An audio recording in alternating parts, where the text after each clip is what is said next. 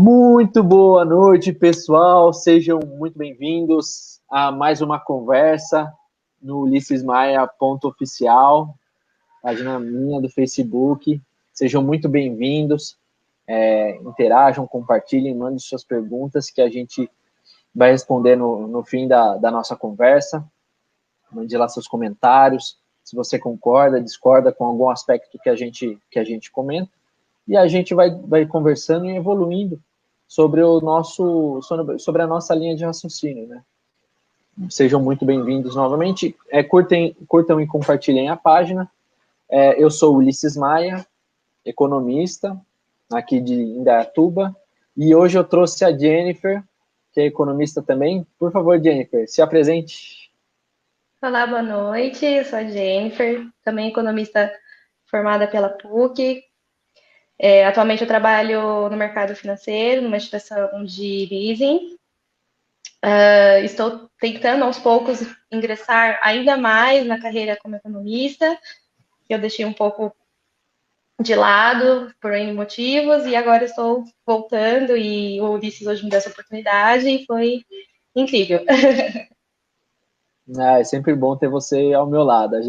Estivemos juntos durante a faculdade e agora trazemos um pouco desse desafio, né, de conversar um pouco sobre privatização, que é uma questão que está muito presente no nosso dia a dia, em todas as cidades, né? Você é de Osasco.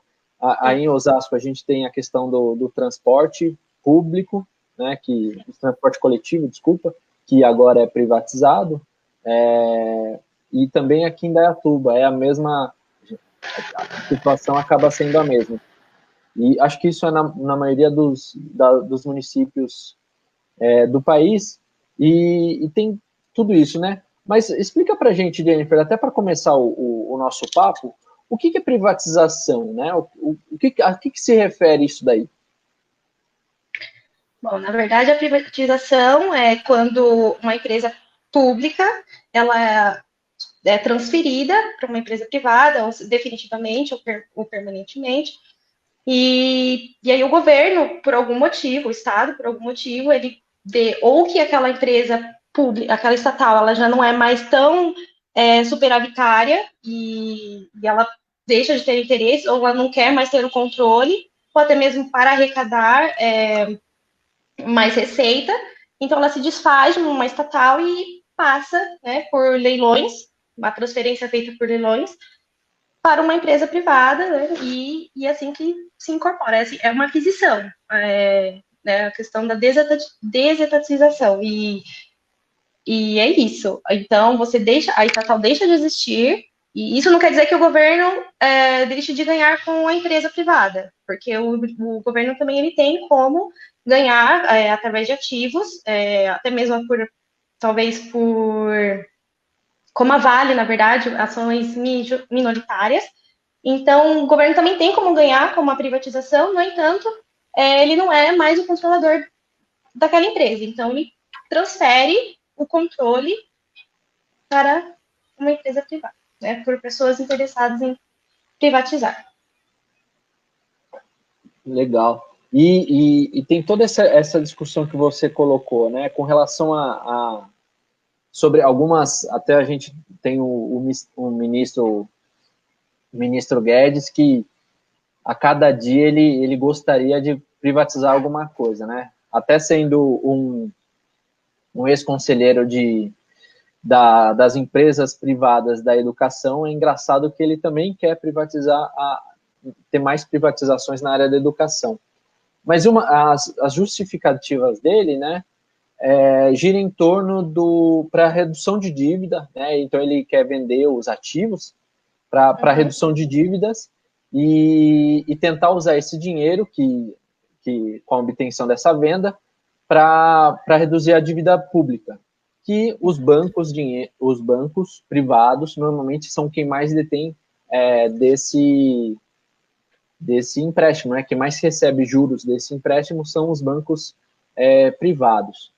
Então, eu não consigo entender, Jennifer, e aí você também, como economista, talvez consiga me explicar por que que o Estado venderia, né, uma empresa que é lucrativa, e sabemos no sentido de avaliação de empresa, e aí a gente é uma conversa, né, obviamente, quando você avalia uma empresa, se ela é lucrativa, você tem uma questão de geração de caixa muito interessante, a não ser que você entenda que tem uma proposta muito boa, e sabemos historicamente que esse não é o caso das privatizações que foram feitas desde o FHC, né, na verdade, desde o Itamar Franco até esse momento, não é o que acontece. Por que seria interessante para o Estado brasileiro vender um bem privado, um bem público, né? Por exemplo, que tem passado em vários noticiários a questão, por exemplo, dos Correios, né? Por que, se é uma empresa lucrativa? Por que você acha? Bom, eu acho que a primeiro momento realmente é gerar receita em curto prazo para sanar um problema atual. O que talvez não esteja sendo estudado de maneira mais coerente, não sei, é isso a longo prazo. No entanto,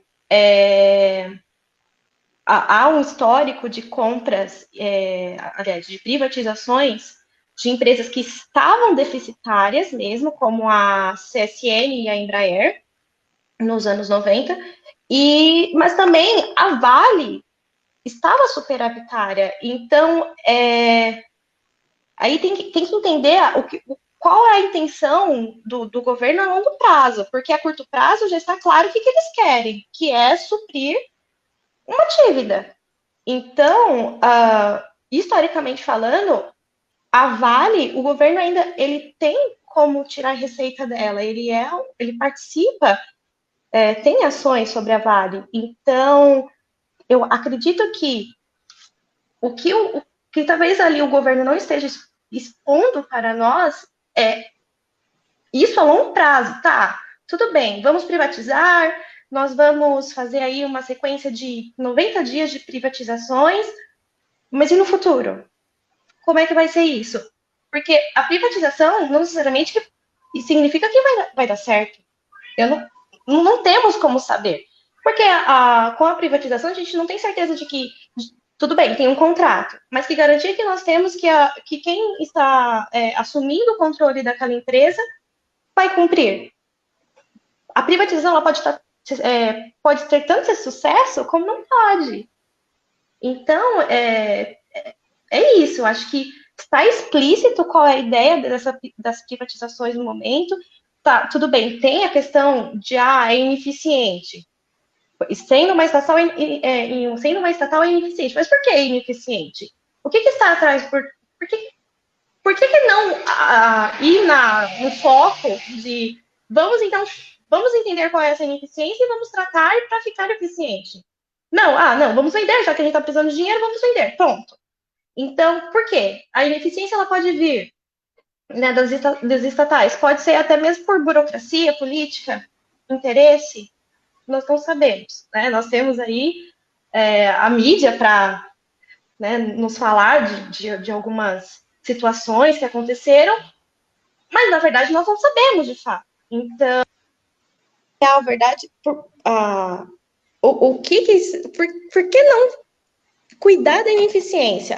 Vamos então vender. Então, eu não sei, acho que é isso. Resumindo, nós temos claro que tem a questão de gerar receita, de ter o recurso, mas a longo prazo, talvez, não sei, tenha um interesse de estatizar de novo. Legal. E eu concordo muito com essa linha de raciocínio. Eu não estou te ouvindo. Né?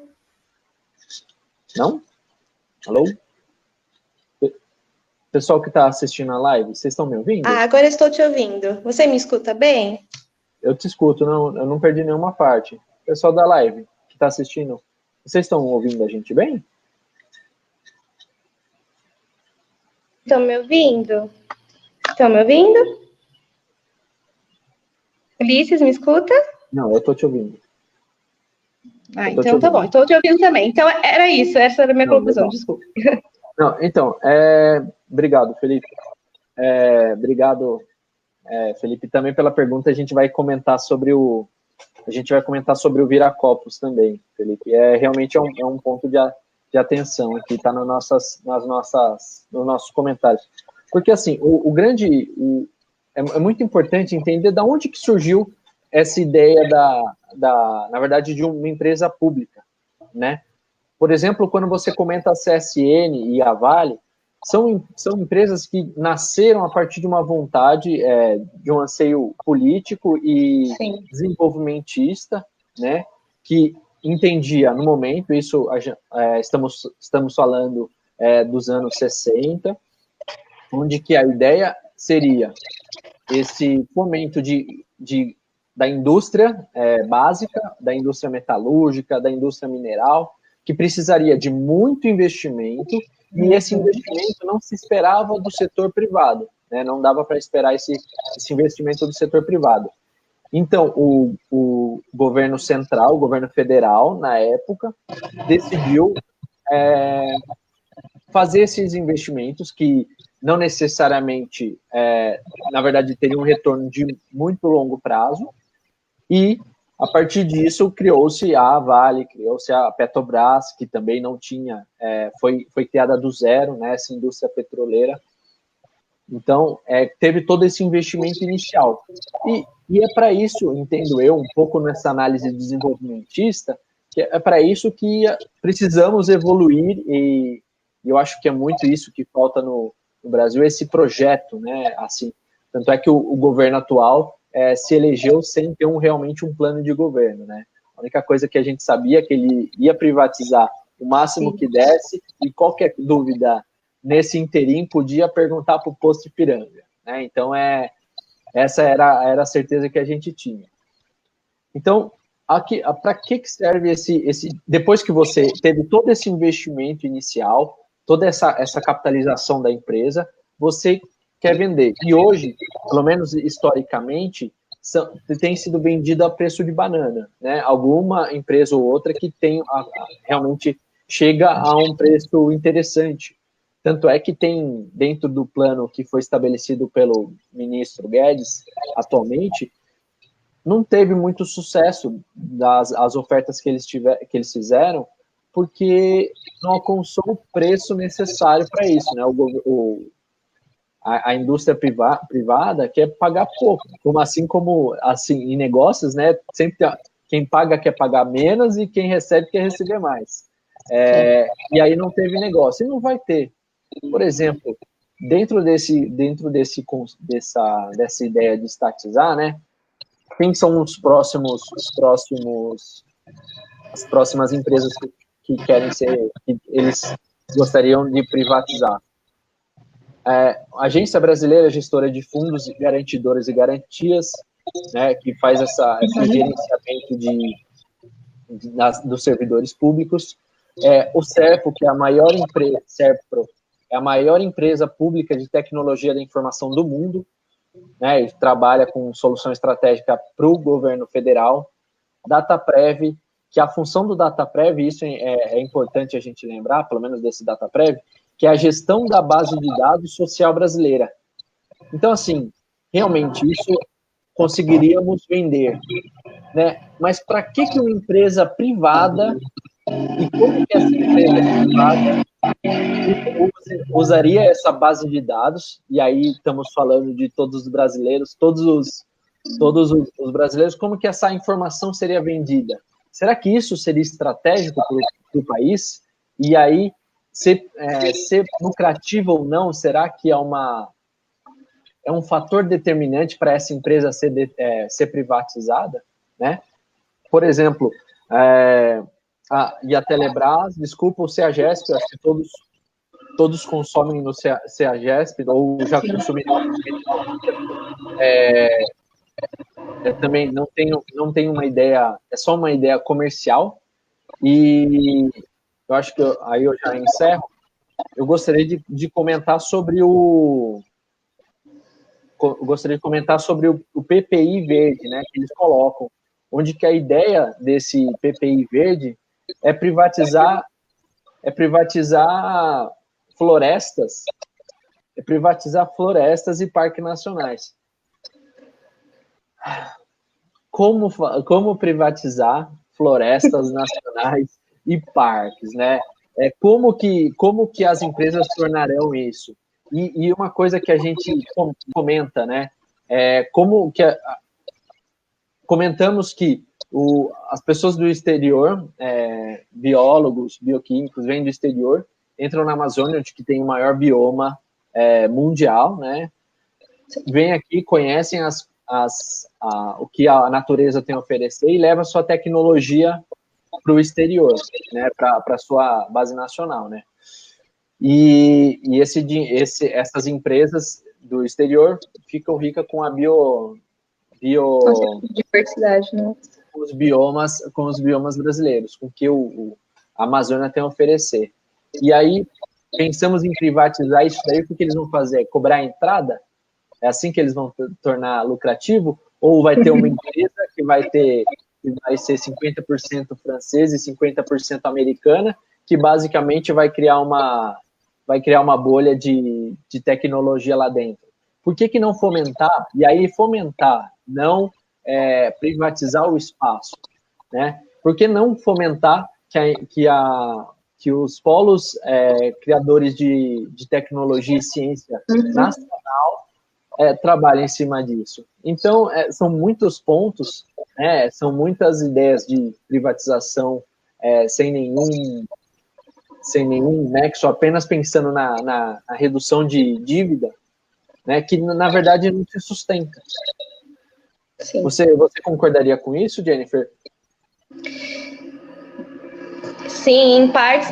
Primeiro, eu acho que privatizar recursos naturais, um espaço que nós temos, né, ali o nosso bioma, é muito delicado.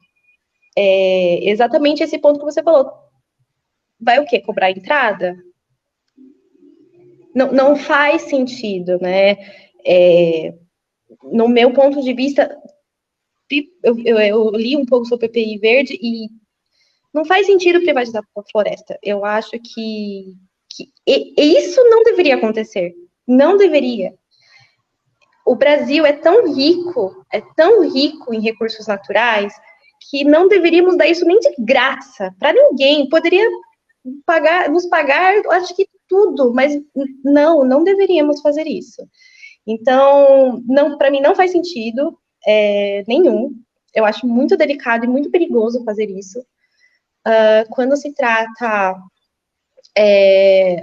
de serviços básicos e recursos naturais, lidar com o meio ambiente, principalmente no Brasil, é muito complicado, porque é óbvio que o Brasil é visto como um país para ser explorado. É óbvio, né? Nós temos tudo aqui de bom, em quesitos de recursos naturais. Nós temos terra, nós temos água. Então, eu não acho viável. Vai privatizar, vai ganhar dinheiro agora e depois. Não faz, para mim também não faz sentido. Eu compartilho, né, da mesma opinião que a sua. E nesse ponto de privatização, eu acho que não é o ideal, não é o momento. Talvez o momento seja nunca. É muito delicado essa parte do meio ambiente, principalmente com as situações recentes que temos sobre a Amazônia. Eu acho bem complicado. E eu concordo, né? E aqui, é interessante quando a gente pensa até para nos balizar nas nossas conversas, acho que antes de eu falar um pouco mais, você gostaria de comentar um pouquinho sobre esse novo marco regulatório aí sobre o saneamento básico? Olha, eu acho, mais uma vez, é tudo muito delicado e muito complexo e muito complicado. Falando em saneamento básico e envolvendo a privatização, nós temos um caso no Brasil, acredito, aliás, alguns casos, um dos mais conhecidos foi de Itu, que não deu certo. Então, assim, privatizar a água também acho delicado, é questão de recursos naturais. Então, o que aconteceu em Itu teve a privatização da CSI, e só que não deu certo, eles não cumpriram o que estava no contrato, não aumentaram o serviço, aumentaram o preço do serviço, teve racionamento.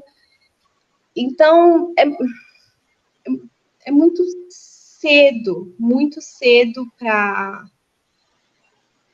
para dizer que vai dar certo, porque recursos naturais tende a não dar. Isso também tem histórico em outros países, como a França. O que aconteceu lá? A França também privatizou a questão da água, saneamento básico, não deu certo e eles estatizaram de novo. Isso aconteceu em Paris, eu acho que mais em 2 cidades, é que eu não vou lembrar o nome e eu não sei francês. Mas é isso. Então, não deu certo. Não deu certo. É muito complicado. Então, a água lá é estatizada. É do Estado. Quem cuida é o Estado. E eu acho até mais, nesse ponto, mais seguro. Aqui no Brasil, né, apesar de São Paulo, o estado de São Paulo ser um ponto na questão de saneamento básico, um pouco fora da curva, quando a gente pega outras cidades menores, né, estados maiores, mas com menores municípios, a gente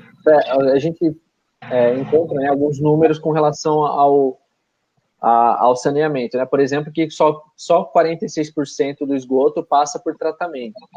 Então, assim, e essas cidades, né? Lembrando que, por exemplo, Carapicuíba, até pouco tempo, que é cidade vizinha de Osasco, aí, até pouco tempo, não tratava nada do seu esgoto, e Barueri, que tinha um orçamento de mais de 2 bilhões na sua ainda também não tratava, né? Acho que se eu não me engano, até 5 ou 10 anos atrás, ele tinha só 50% do seu esgoto tratado. Já estava na base nacional. Hoje, 46% não está. E assim, qual que é a viabilidade e aí a importância do planejamento até regional, né? Qual que é a importância, por exemplo, de uma cidade que temos aqui perto, tem uma cidade que chama Sumaré, que tem 200 mil habitantes, e tem algumas empresas, algumas cidades menores, por exemplo, Cardeal, que é uma cidade muito pequena também, que um sistema completo e complexo não resolveria, né? Então, até que ponto pensar em toda essa privatização, em transformar esse problema, na verdade, regional, em pequenos polos de privatização, né? Na verdade, sendo concessão, que é quando você concede, você dá permissão a uma empresa para fazer esse determinado serviço, que foi o que aconteceu em Itu,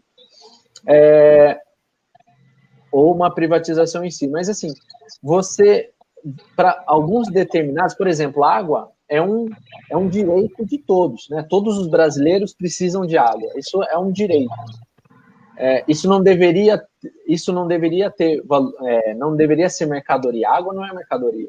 E a gente tem isso tratado como mercadoria, e se você privatizar esse fornecimento de mercadoria, alguém vai acabar pagando, e você vai pagando mais, né? Desculpa, só fazer uma correção aqui, eu falei Cardeal, mas é Elias Fausto, tá, pessoal? Desculpa. Sim. Eu falei hoje. Conheço. Na verdade, é um bairro. Então, assim, temos que pensar, né? E se um negócio o investimento se o negócio hoje ele não tem um saldo positivo, né? Ele tem prejuízo nas suas operações. significa que, e aí acho que é importante mencionar a diferença dos bens estratégicos para um país, né, que até reflete a soberania nacional. É importante comentar essa questão, né? Porque você não vai conseguir, você não vai conseguir ter lucro, e aí o Estado não foi feito para ter lucro, isso é importante para deixar claro, né? O Estado não foi feito para ter lucro, ele tem que cumprir sua parte, né? Exato. Acho que é interessante também quando a gente pega a questão do... sempre quando você ouve sobre privatização, você ouve duas principais pautas, né? A ineficiência do setor dos servidores públicos. Sim. E a falta da inovação, né? E tem o grande mote de 2013 a 16 foi a questão da corrupção, né? Também acho que é interessante pensar nisso. Mas, assim, quando pegamos a questão da ineficiência do setor público, aqui, e aí acho que é bem legal a gente deixar claro a diferença de gestão não tem a ver com o comportamento dos servidores, né? E quanto que eles estão realmente, o foco do servidor é no usuário ou não é. Por exemplo, em 2014 teve uma crise hídrica aqui na bacia entre Itu e Indaiatuba, na verdade foi até um pouco mais amplo, na verdade foi bem mais amplo, mas aqui em Itu teve um efeito catastrófico com relação a isso, porque ficou muito tempo sem água, e assim, Itu e Indaiatuba ficam a 30 quilômetros de distância, né, entre uma cidade e outra, basicamente faz parte da mesma bacia hidrográfica. Indaiatuba não ficou sem água nenhum dia, e Indaiatuba tem o SAI da cidade, que é uma empresa municipal, uma autarquia municipal. Já o antigo SAI Itu, que depois foi comprado pela Águas de Itu, que era empresa privada, e que também depois passou para ser a CIS, que a Jennifer comentou. Ficou sem água, e aí, obviamente, teve uma venda de caminhão-pipa lá, inclusive eu morava lá na época, uma venda e a preços abusivos o transporte d'água. Então, você teve esses dois comportamentos completamente diferentes, os resultados completamente diferentes, não teve investimento suficiente da cidade de Itu, na verdade, não da cidade, né, mas da empresa que foi concessionada o serviço de água, e Indaiatuba, que não teve essa questão da privatização e da concessão, se saiu muito bem. Então, sim, ser privatizada ou não é sinônimo de ineficiência, né? Sim, exatamente. Com relação à inovação, quando pegamos o exemplo da Embrapa, né? A maioria da Embrapa é a Empresa Brasileira de Pesquisa Agropecuária. A gente tem uma questão o Brasil é o maior exportador de soja, graças a pesquisas feitas pela Embrapa. Então, assim, é um super ponto positivo para inovação dentro de uma empresa pública, né? É inovação, ela é de pesquisa. E aí tem que entender realmente qual que é o foco, né, da empresa. A empresa, ela é de pesquisa, ela é assim que a gente mede o resultado, né? A empresa pública de água é o percentual da população que tem água atendida. Pode melhorar o serviço, pode melhorar o atendimento? Pode. Mas aí é uma melhora de eficiência, né? E aí, para finalizar, e depois eu passo a palavra, Jennifer, com relação à corrupção, nós que trabalhamos no setor privado, apesar de não sermos do departamento de compras, inclusive teve uma pergunta, Jennifer, sobre o que é leasing, mas aí no final você responde, sabemos que nos departamentos de compras, de todas as empresas, sendo elas públicas ou privadas, sempre temos o jeitinho brasileiro, na verdade o jeitinho, o capital, né? Na verdade é a venda, o negócio, que você oferece uma coisa para o comprador, você oferece um jantar, você oferece coisas, tanto é que o setor de compliance hoje, tanto no setor bancário, que é onde você trabalha, quanto no setor de telecomunicação, que é o setor que eu trabalho, o setor de compliance é o que hoje está sendo o foco, porque se as empresas forem pegas de alguma maneira, ou oferecendo, na verdade, oferecendo propina de alguma forma para as empresas estatais, e tem isso também no setor privado, ela vai ser multada de uma maneira bem firme, não que vai pagar por ela, né? Porque isso é um outro problema que também a gente tem que lembrar da Vale, Brumadinho e Mariana, que infelizmente deu o que deu. Pouca coisa se pagou em questão de multa ambiental e já voltaram a operar. Mas ainda assim, a corrupção tem a corrupção passiva e a ativa, né? E as duas são praticadas de uma forma ou de outra pelo setor privado. Tem quem corrompe e tem o corrompido, mas nos dois casos sempre tem um setor privado envolvido. Então é muito fácil colocar no setor público, é muito, muito fácil, né? Muito vendável essa ideia, e você não pensa que tem a mesma coisa no setor privado. Só fazendo um adendo, né, falando de eficiência, corrupção, o que eu acho que às vezes todo mundo esquece é que uma empresa, seja ela privada, seja ela pública, são feitas de pessoas. Existem pessoas com uma personalidade, caráter bom, e tem outras que não. E assim, não dá para definir, não temos como saber isso, mensurar, talvez pelo que a mídia expõe de alguma empresa que, né, como você disse, uma empresa privada que estava envolvida em corrupção, mas não temos como mensurar se, por exemplo, todas as pessoas dentro daquela empresa são corruptas, ou se realmente todas as pessoas que estão numa estatal são corruptas. Porque a estatal, né, o Estado, ele tem que pensar no bem-estar de todos. Uma empresa privada, ela vai privar o ganho. Natural isso. Acontece que, mais uma vez, o mundo é feito de pessoas. Quem são aquelas pessoas que estão na estatal? Quem são as pessoas que estão no poder de uma privada ou de uma pública? Quais são os interesses delas? Qual que é o foco? Qual é o foco? É o bem-estar? O Estado está preocupado com o bem-estar? Vou privatizar. Vou suprir aqui uma dívida. Qual vai ser o favorecimento para a população? Qual é o foco? Nós já sabemos o que o privado quer. O privado quer dinheiro. E ok. Isso faz parte. É gerar renda, é ter receita e lucro. É isso que visa. Agora, então, a questão de eficiência, sim, tem empresas privadas que não têm eficiência nenhuma. E também tem empresas privadas corruptas. Diz aí o tempo que você fica na linha para cancelar a linha de telefonia, né? Então, aí teve a privatização da Telebrás.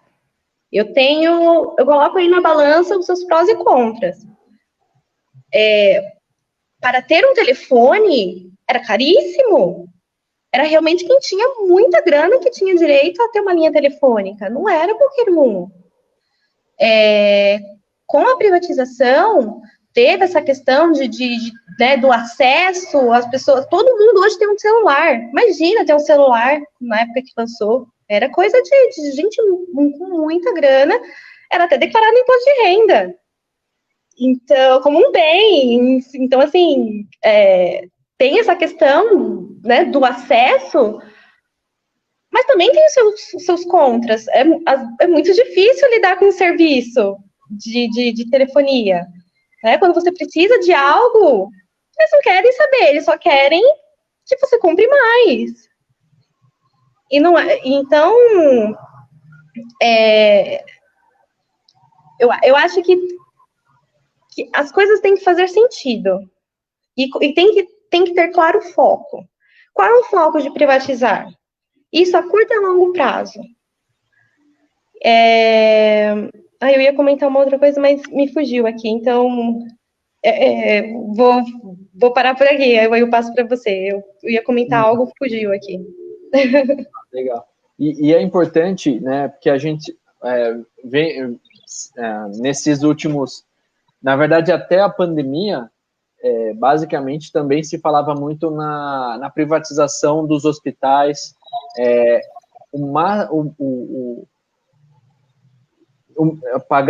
na verdade, precarizar ao máximo o serviço que tínhamos de saúde, né, que é o SUS, o Sistema Único de Saúde. Até a pandemia, não via-se e vendia-se essa ideia que o SUS não tem sentido, porque o SUS é um mau serviço, ele não presta e ele não vale. E assim, é até engraçado, né? Porque assim, todos os transplantes hoje são pagos pelo SUS, né? Então até os que são feitos pelo Albert Einstein, o gerenciamento de todos os transplantes, eu não sei se você sabia disso, Jennifer, mas são considerados pelo SUS, né? São feitos pelo SUS. Sim. Então, assim, é muito conveniente quando até os políticos que defendem essa pauta aí, quando eles vão agradecer ao Albert Einstein pelo ótimo serviço que foi prestado, são muito bons, mas ninguém agradece o SUS, né? E depois da pandemia, a gente vê que agora, nesse momento, onde que temos mais de 12 milhões de desempregados, o SUS é que garante que o Estado não chegue, por exemplo, ao que está acontecendo nos Estados Unidos, onde que você pega a Covid e é certeza de você ter, no mínimo, uma fatura de $12 mil. Exato. Né? Então, assim, é muito conveniente, e foi muito conveniente até agora, baratear, sucatear o serviço de saúde, né? Então, os postinhos de saúde, o médico da família, expulsamos os médicos cubanos aqui do Brasil, para agora, nesse momento, né, torcer para que o panorama nacional e local não piore ainda mais. E uma outra coisa que acho que é interessante mencionar, e aí depois a gente volta na questão dos exemplos, é a questão já entrando, na questão dos exemplos, temos uma concessão que foi feita em quase todas as rodovias do estado de São Paulo, né? Então, por exemplo, aqui para Indaiatuba, eu que moro em Indaiatuba, para ir para o Viracopos, eu pago R$13, e isso fica a 10 quilômetros de casa, né? O Viracopos fica a 10 quilômetros de casa, e eu pago R$13 de pedágio. Poxa, são os 10 quilômetros mais caros que eu pago na minha vida, assim. E eu trabalho em São Paulo, ou seja, todo dia o meu fretado, que eu vou de fretado, paga lá os R$13 por eixo, no caso lá paga o dobro, né? Para ir passar por esse pedacinho aí de rodovia. E é questionado muito a questão da qualidade do asfalto, tudo. Mas até que ponto isso é ineficiência do governo que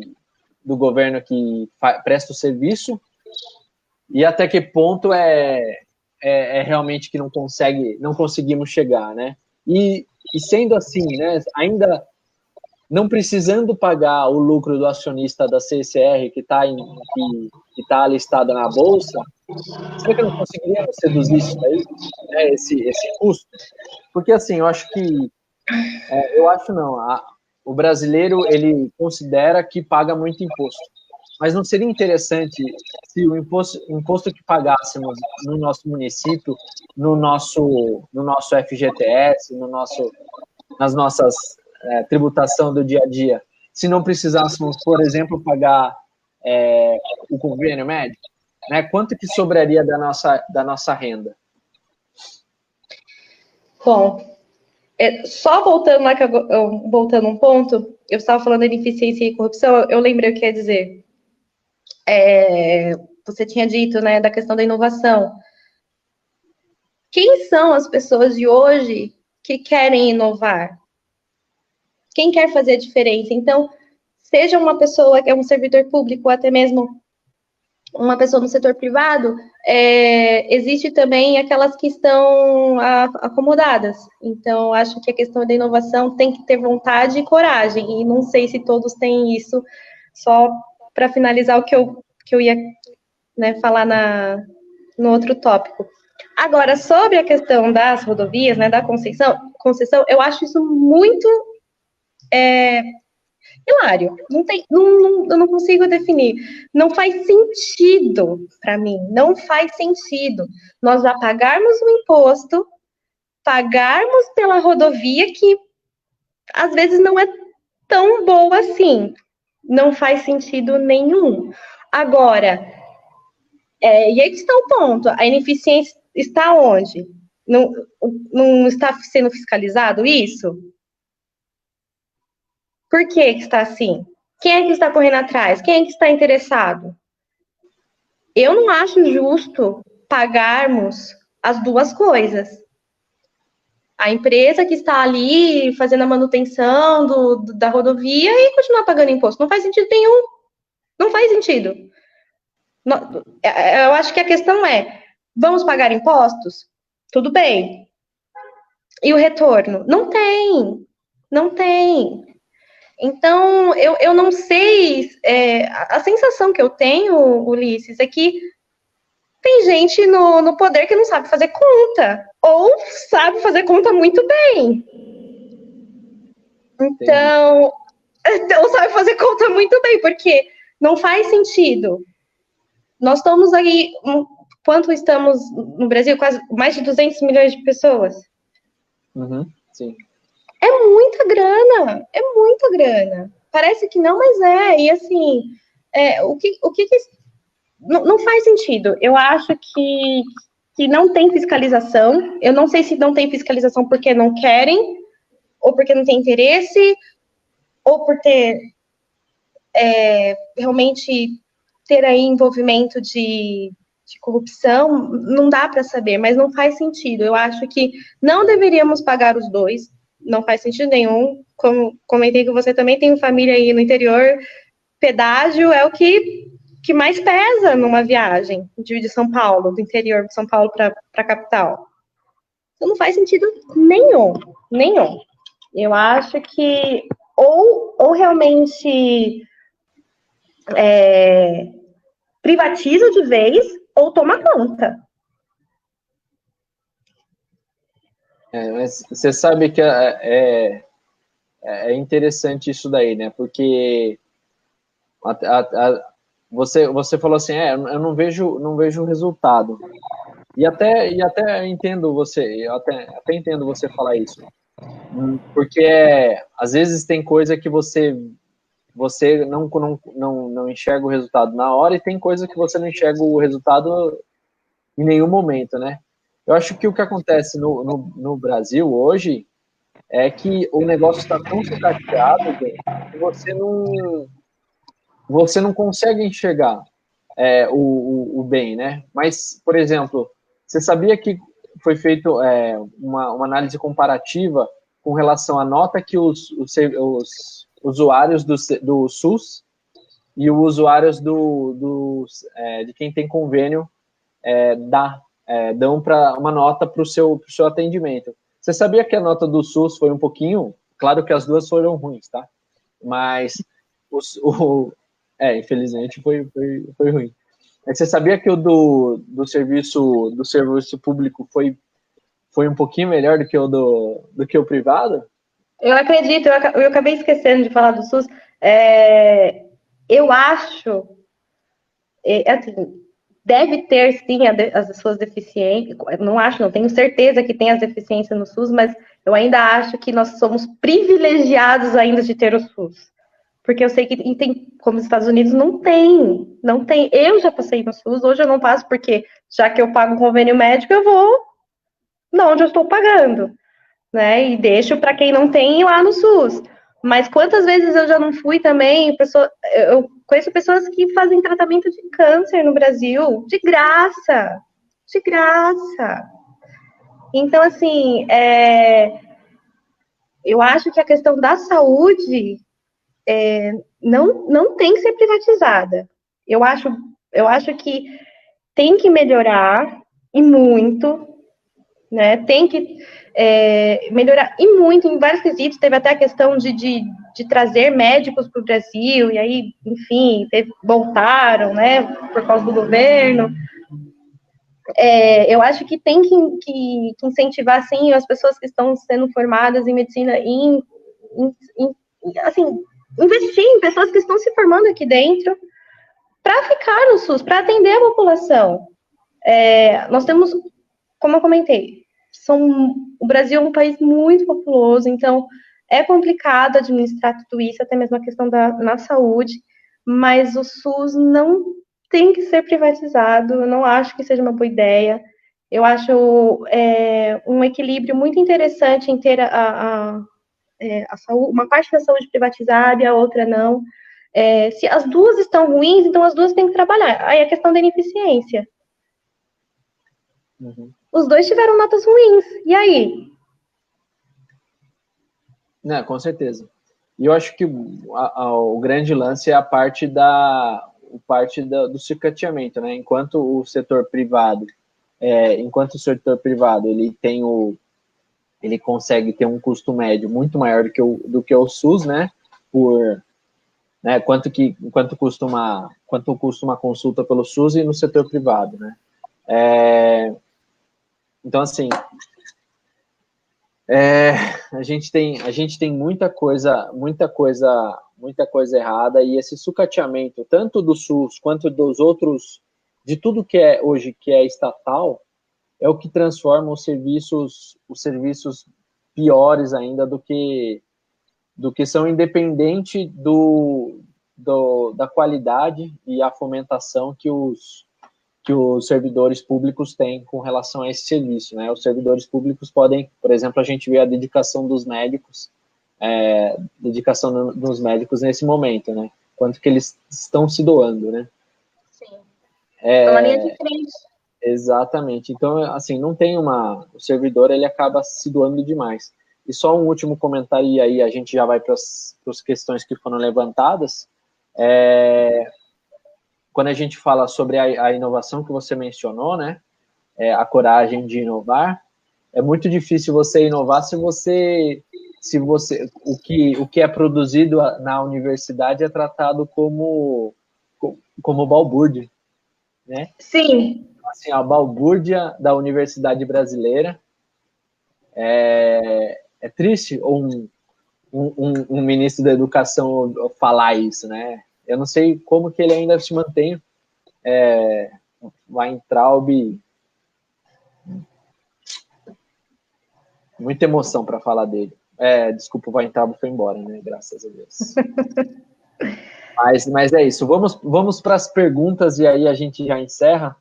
Tá bom. A primeira pergunta foi pelo Felipe Maropo, perguntando o que era leasing.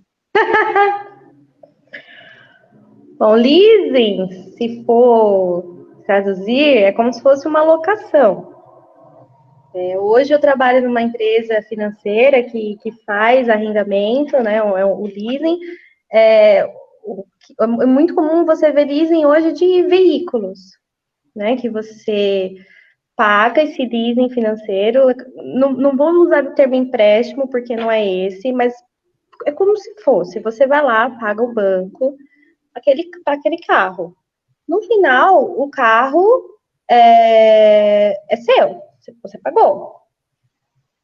Agora, a questão do leasing é quando você, então, arrenda um bem, e aí, enquanto você paga, esse bem não é seu. E aí, depois, no final, ele pode se tornar seu. E se você não então, paga, deixa de pagar alguma parcela? se você não paga, não vai ser mais, já não é seu mesmo. Então aí não vai ser seu mesmo se você não pagar, porque você está pagando algo que ainda não é no seu nome ainda, não é seu. Não é? Só título de curiosidade, assim, aí não tem nem bom, tem a ver com leasing, mas você acha que a questão da criação do leasing, até acho que, se eu não me engano, a taxa de juros de leasing é mais barato do que outras formas, né? É pela facilidade de retomada de bem? Então, na verdade, não é nem pela facilidade da retomada do bem. Talvez seja depois o que você pode fazer com esse bem, porque você pode vender. Você pode ganhar dinheiro em cima da venda desse bem depois que você tem ele de novo. Não estou dizendo a pessoa que pagou o leasing. Tá? Estou dizendo como uma empresa. Então fica mais fácil para vender e vamos pensar em aparelhos de tecnologia. Tecnologia é algo que ela avança muito mais rápido do que eu acho que qualquer um podia imaginar. Eu estou aqui com um celular que amanhã ele pode ser totalmente obsoleto, um notebook. Então, tem empresas que fazem um arrendamento, fazem um leasing de equipamentos eletrônicos e chega no final, eles decidem se vão ficar, se vão vender, se vão comprar, enfim. Aliás, vender não, vão devolver. E aí aí começa a questão não só do leasing financeiro, mas um leasing operacional que não é muito aplicável aqui no Brasil. O Brasil não tem muito essa cultura, ou os Estados Unidos é mais assim. De empréstimo. Legal. Vamos para a próxima pergunta? O Felipe, de novo. A questão dos aeroportos. Viracopos era estatal, depois foi privatizada através de concessões, e por não dar lucro foi ou está sendo devolvido para o poder público. O que vocês acham sobre isso? Se tudo bem, Jenny, eu respondo essa. Felipe, é muito sério, né? Basicamente, o que eles estão fazendo? A empresa chinesa, se não me engano, que ganhou a licitação, ela fez o financiamento, e aí o governo, ela achou que ela ia ter um número de voos, e aí ela não teve, e agora está tendo prejuízo. O que basicamente isso vai mostrar nos outros aeroportos? A confiança desse produto brasileiro, que é o aeroporto, né? Com certeza vai cair em descrédito, e aí provavelmente as empresas privadas para novos aeroportos vão pedir muito, pagariam muito menos. Mas acho que até além dessa questão econômica, eu acho que a questão do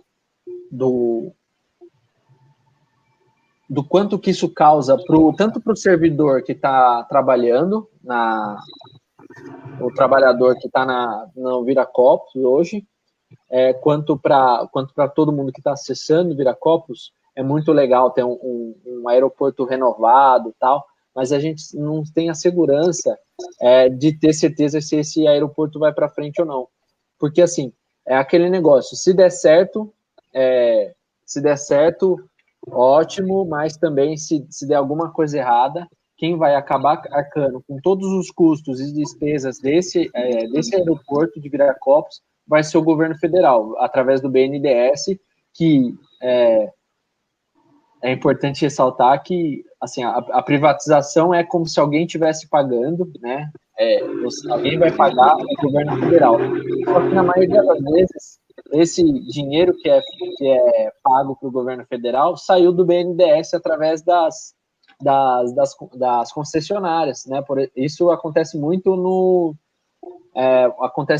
na parte de transporte rodoviário, né? Nas rodovias. Então, eles privatizam uma parte da rodovia, fazem essas concessões para os órgãos privados, e no final quem acaba financiando esse investimento inicial é o BNDES, ou seja, é o governo brasileiro financiando um investimento no ativo brasileiro, só que com um acréscimo de lucro de quem vai pagar esse serviço que está sendo prestado. Então, por que o governo brasileiro e aí pode ser arcar municipalmente também, já não investe direto e continua prestando o melhor serviço, né? Mas não, mantém a lógica do sucateamento do serviço público. Jennifer, a próxima é sua, pode ser? Qual a relação de vocês qual a opinião de vocês com relação à privatização de estatais que atuam em setores estratégicos? Recentemente, tivemos o novo marco de saneamento básico, que abre o setor para investimento de empresas privadas, sem a participação de empresas públicas. Qual é o impacto disso nas periferias e regiões menos habilitadas no nosso país? É aquela questão... Pedrão, olha, a minha opinião, na verdade, se mantém do que eu tinha dito. Pessoal, se realmente as empresas de saneamento básico foram privatizadas, quem é pobre, desculpa, não vai ter acesso. É simples assim. Então, eu não considero isso algo... Não vejo isso com bons olhos. Eu não acho que seria uma boa fazer isso. Não está visando o bem-estar social. Não é esse o foco. Então, quero privatizar porque eu acho que vai ser melhor, vai ser mais eficiente. Não dá para saber. Nós esperamos para que sim, se isso realmente acontecer, se houver mais privatizações na parte de saneamento, o que esperamos é que tenha um serviço de mais qualidade, preços acessíveis, que todo mundo tenha acesso. Eu entendo que quando uma empresa privada quer visar lucro, ele quer estender isso para todos. Mas eu não acho... eu não sei até que ponto como seriam feito essa implementação a chegar na periferia. E assim, o país tem uma população, a maioria é pobre, de baixa renda.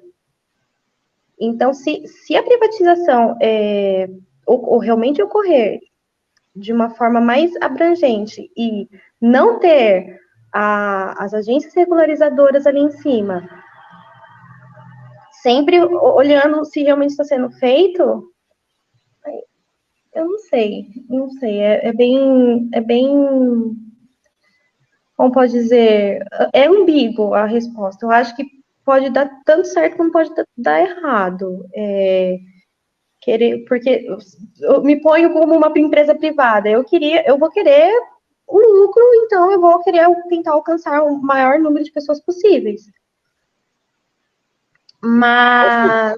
Posso complementar só uma coisa que eu, na verdade, tinha ouvido até agora nesse momento de criação de plano de governo, essas coisas, né? Estamos no momento eleitoral. Uma das coisas que foi sugerido para a cidade de São Paulo, e aí eu acho que é até interessante trazer um pouquinho do que a gente ouve para ver até dentro das nossas realidades, né? Nas periferias, Pedro, estão se cogitando dentro do pessoal nessa criação de plano de governo a questão de pontos mais locais. Então, por exemplo, um sistema pequeno de aeração de lodo, por exemplo, né? Então, você fazer umas pequenas estações de tratamento, e daí você trabalha dentro da periferia e dentro de bairros mais distantes, localizações mais distantes, você não precisa gastar tanto dinheiro com a tubulação, né? Com o leve trás tanto da água quanto dos resíduos. Na verdade, da água precisa, mas dos resíduos você consegue fazer uma gestão um pouco mais célere, né, um pouco mais rápida desses tratamentos. Mas aí voltamos um pouco à questão do investimento inicial, né? Então, assim, você faz um investimento a longuíssimo prazo, e aí você tem que abrir uma concessão ou privatização. Privatização é para a vida inteira. Mas concessão tem um tempo estabelecido, então ou você abre uma concessão para 30 anos, e aí se você tiver um serviço ruim, como tivemos em Itu, você tá ferrado porque tem que manter com eles, ou você faz um investimento público mesmo, né? E aí voltamos ao sucateamento, mas o foco não está, hoje em dia, o foco não é na prestação de serviço para o usuário final, o foco é no sucateamento, assim, garantir que isso está dentro de um orçamento, e sabemos que o orçamento ele é renovado a cada 2 anos, porque o que tem de construções sendo feitas em ano eleitoral é um absurdo. Então, falta um planejamento, falta um programa realmente, né? Então, isso prejudica demais as obras que seriam feitas tanto no saneamento pelo setor público, e o setor privado custearia muito mais para fazer isso. Vamos para... O estado do bem-estar social nunca foi implementado de fato no país, e agora, com esse desgoverno que não acredita em ciências e exalta o Olavo de Carvalho, está aplicando essa agenda nefasta, seguindo as vontades dos Estados Unidos e investidores, com síndrome de vira-lata. É um pouquinho do que eu falei com relação a tanto a falta de investimento na ciência, né, na produção científica aqui dentro do Brasil, que são como o ex-ministro da Educação falou, é um lugar de fazer balbúrdia e plantação de maconha. É ridículo. Se você trata assim a educação e a criação científica, é difícil pensar numa solução onde que realmente despontaríamos dentro do setor público, né, como um ponto inovador, né? É contraditório. E aí ficaríamos sempre refém, né, dependendo do preço da soja, quanto está a arroba do boi que é vendido para a China. Então, sempre ficamos nessa questão de commodity, então fica muito difícil. Aí vai você, Jenny. Ulisses... desculpa. Pode ser eu? Pode? O que pensa sobre compliance? Bom, a questão de compliance é necessária, que a compliance é a questão da transparência, né? Transparência e você ter certeza que você tem uma política focada numa prevenção à corrupção, né? Então, você tem que ter transparência nas coisas que você faz, tem que ter transparência em como você toma suas decisões, qual que é o objetivo, falando um pouco como, já que a gente está falando de órgão público, né? Então, como que você trata qual que é o seu ideal de empresa pública, qual que é o seu ideal de governo, e qual que é o seu plano, e aí voltando um pouquinho na questão do plano, né, do projeto. Então é isso, tudo faz parte do compliance, de você ter claro e passar essa informação com clareza do que você quer e o que, no caso, né, da compliance com relação à corrupção, o que você não permite, né, que seja feito por qualquer servidor público, e você tem metodologias de prevenção a fraudes, né? Isso é muito forte no setor bancário, né? Como, por exemplo, na Caixa, no Banco do Brasil. Como realmente não permitir de nenhuma forma que haja probabilidade de fraudes e roubos, e isso daí é muito aplicável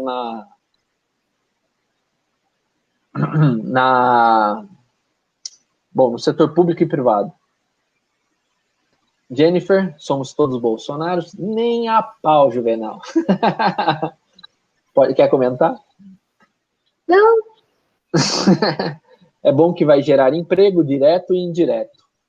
E eu acho que vai um pouquinho da próxima do tiozão, a moleque, que a saneamento terá mais concorrência, preços mais acessíveis, agora o monopólio é serviço ruim em tudo. Quer comentar? Posso comentar. Eu acredito, sim, que com privatização, né, haverá mais concorrência, mas eu ainda vejo limitação no Brasil. Eu ainda acho, por exemplo, que temos pegando o exemplo da telefonia, eu acho que temos poucas empresas de telefonia no Brasil. E, para mim, elas, apesar de não ter só uma, eu vejo como um monopólio, porque você pode reparar que os preços são semelhantes. E eu ainda acho que pagamos muito caro. Então, eu acho sim que a privatização ela pode gerar essa concorrência. A ideia é que diminui os preços, tenha mais oferta, né, que seja o produto ou serviço seja expandido para todo o território nacional, mas eu ainda acho que há limitações. Por que a gente não tem mais empresas, por exemplo, do setor de telefonia? Eu acho que deveríamos ter mais. Né? Se for comparar com um país que tem poucas estatais, tem muitas empresas de telefonia. E até mesmo em outros países que tem muitas estatais, também tem muita concorrência. Então, assim,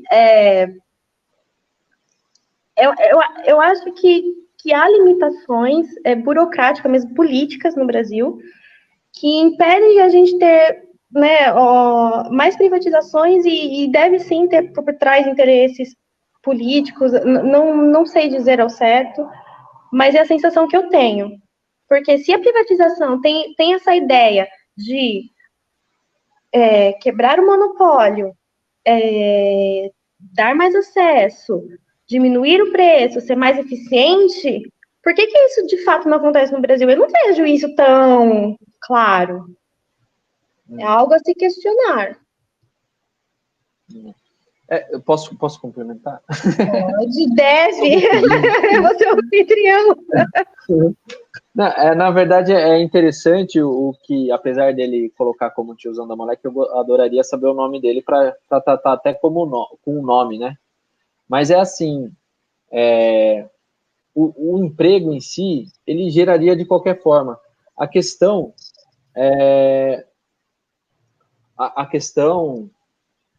seria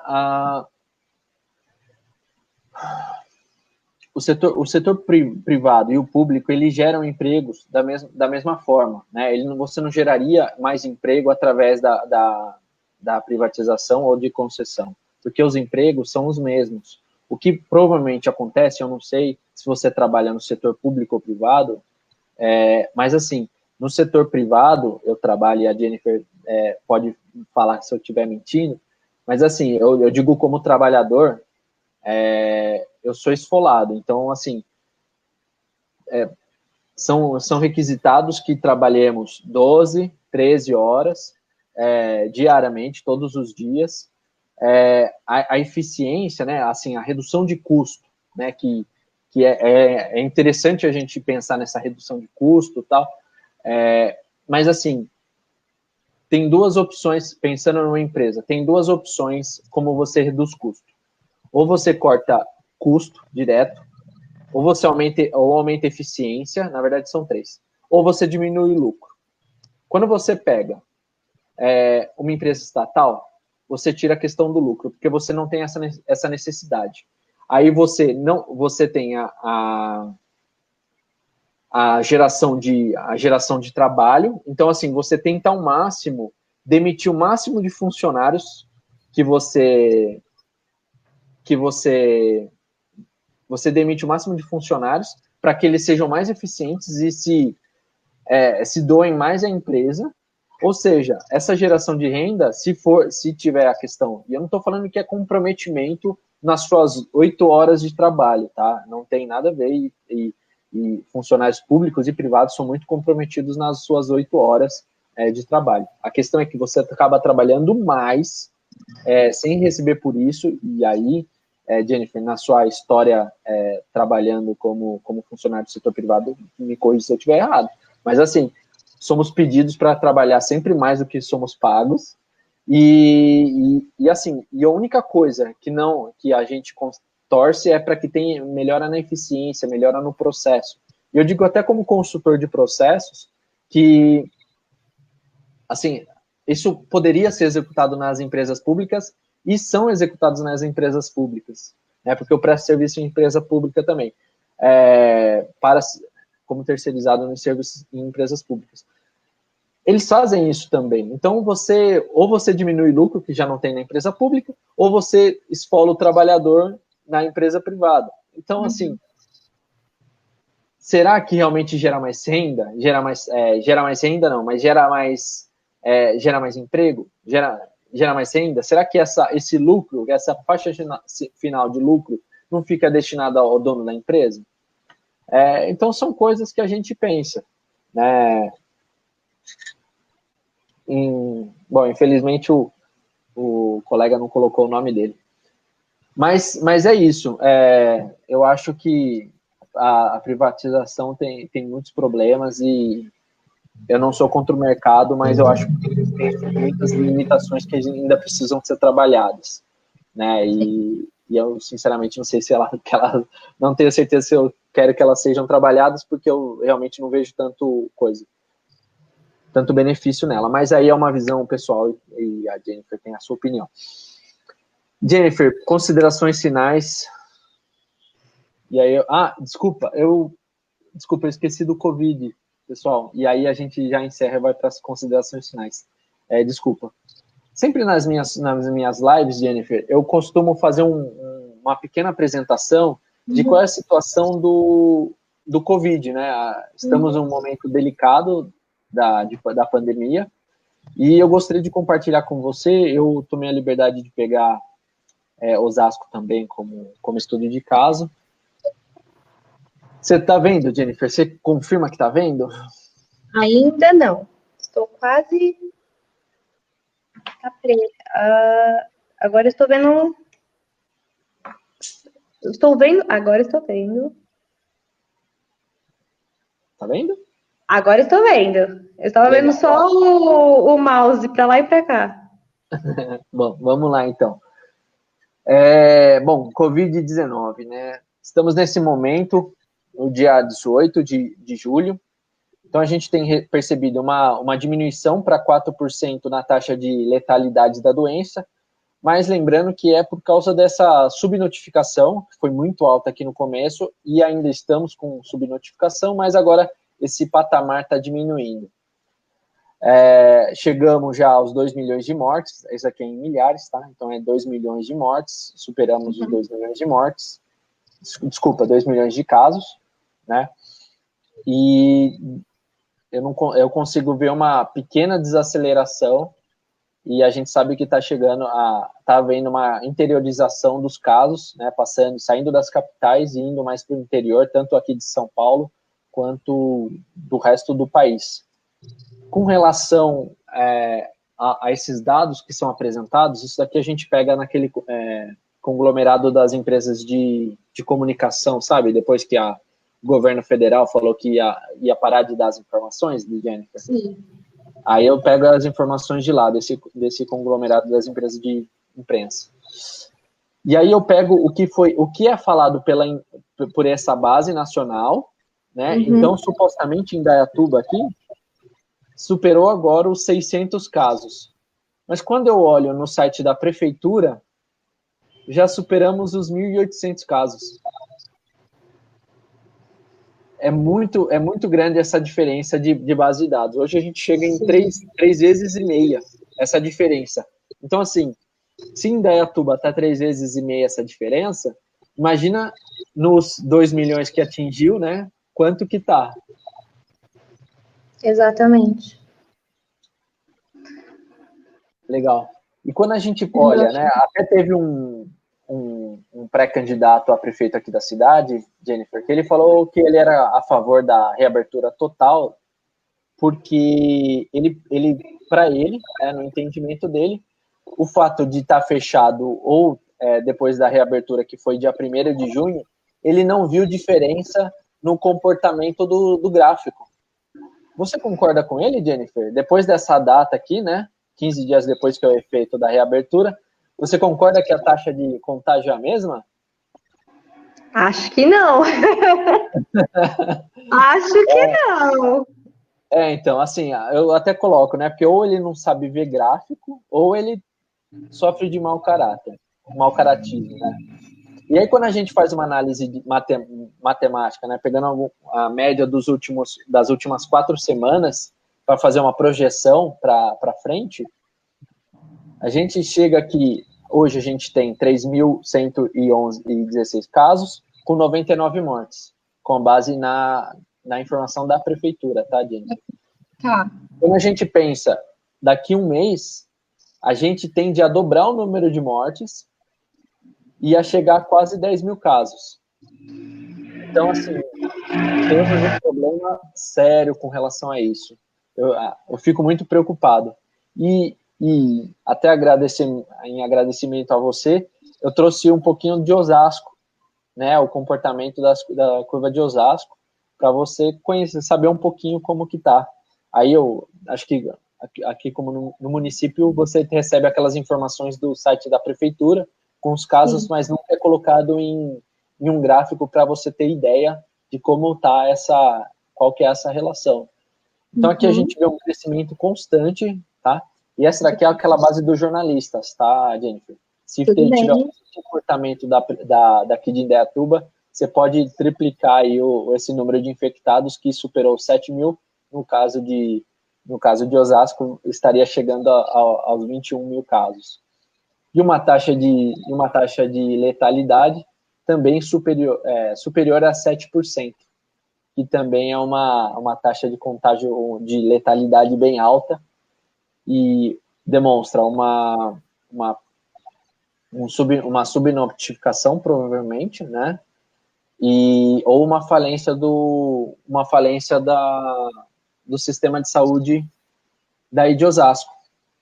Então, assim, é muito importante, e aí eu volto a nós aqui, é muito importante, pessoal, ficar em casa, tomar todos os cuidados necessários, usar máscara sempre que sair, não entrar em comércio sem máscara. Se você vê que tem gente dentro sem máscara, não entra, evita ao máximo. Academia, essas coisas, tenta evitar também, porque o contágio está aí, o Covid está aí, e a última coisa que a gente quer é que os nossos familiares percam um ente querido, né? E aí, finalmente, para encerrar, Jennifer, faça as considerações para a gente encerrar a noite hoje. Bom, óbvio que agradecer a oportunidade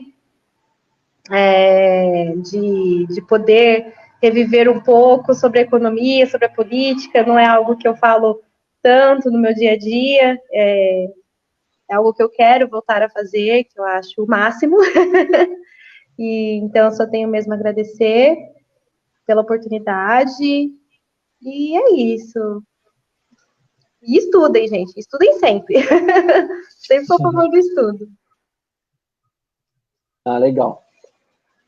Bom, pessoal, a gente está ficando por aqui. Jennifer, mais uma vez, muitíssimo obrigado pela sua disposição, pela sua vontade de participar aqui com a gente. Eu tenho certeza que muitos dos convidados, dos comentários aqui, que teve, acho que com certeza a gente conseguiu repassar um pouquinho do nosso conhecimento para eles, e também aprender, acho que um com o outro, acho que isso que é importante. As perguntas que as pessoas fizeram sempre também agrega no nosso entendimento, né, e nos faz pensar sobre novas perspectivas. Agradecer aqui, algumas pessoas que participaram, que curtiram tanto a nossa conversa quanto a live. Matheus Fernandes, Ana Cláudia, William, Silvio Souza, John Mena, Sepulveira. Você lembra do John? Cadê o John? Não, o John curtiu a nossa... John curtiu e assistiu? Que legal! Lembro do John. José Newton, Tamires, Clarinha, e mais as pessoas que ainda vão assistir. Obrigado, Alan Augusto Coser, pela pergunta. Infelizmente, a gente já está no encerramento. Depois eu respondo sua pergunta aqui nos comentários. Obrigado, Felipe. Obrigado... Eu não sei o nome da pessoa. Sheila, você falou obrigada para Sheila? Obrigado, Sheila. Obrigado todo mundo que apareceu. Na próxima terça-feira, aqui no nosso canal, a gente vai falar um pouquinho sobre a inscrição, né, a entrada de universitários, de estudantes na universidade, como que é essa entrada. A gente vai trazer o Cristiano Ferraz aqui para falar com a gente. E no próximo sábado a gente vai falar um pouquinho sobre a visão que o exterior tem sobre o Brasil, né, dentro da política internacional, e como que o Brasil tem se comportado frente à questão amazônica, a questão ao Covid, que está em foco em todos os países. Então, a gente vai trazer isso para vocês. Espero contar com vocês aí na próxima conversa. Muito obrigado pela participação de todos. Curtam e assinem o canal. E um grande abraço para todo mundo. Jennifer, obrigado novamente por ter aparecido e dado um pouquinho do show que você sempre dá nas nossas conversas. Obrigado, Jennifer. Eu que agradeço, Uli. Obrigada mesmo e obrigada a todos pela participação, pelas perguntas, pelos likes. E é isso. Tchau, pessoal. Até mais. Tchau, tchau.